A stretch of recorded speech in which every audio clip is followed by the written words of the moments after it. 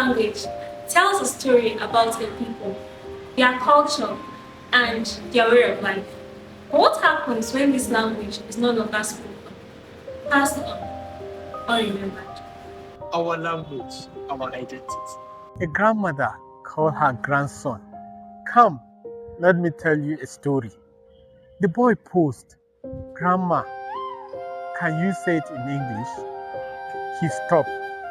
Not because She don't want to speak, but because what she carried could not be carried in English. Her stories lives in her mother's tongue. In the names, the proverbs, the rhythms of the words that had been passed down long before him. A few days later, she died. The village mourned. Stories no one had written, songs no one had recorded, meaning no one had saved, were buried with her. At the funeral, elders spoke. Their voices were full, heavy with history. Some wept, but the boy stood there silent. He heard them, but he did not understand them.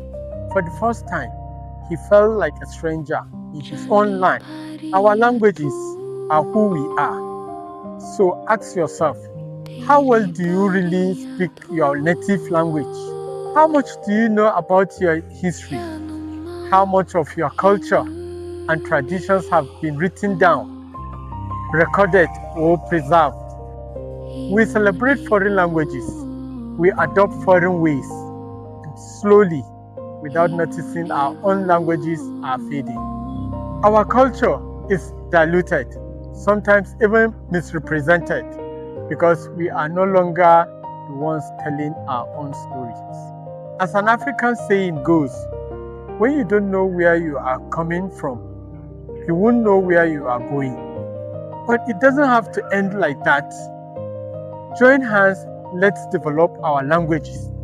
Let's document our stories, our traditions, our way of life, so the world can see the beauty of who we are, and the next generation will not be disconnected from their own roots. And the truth is, it's easier than you think.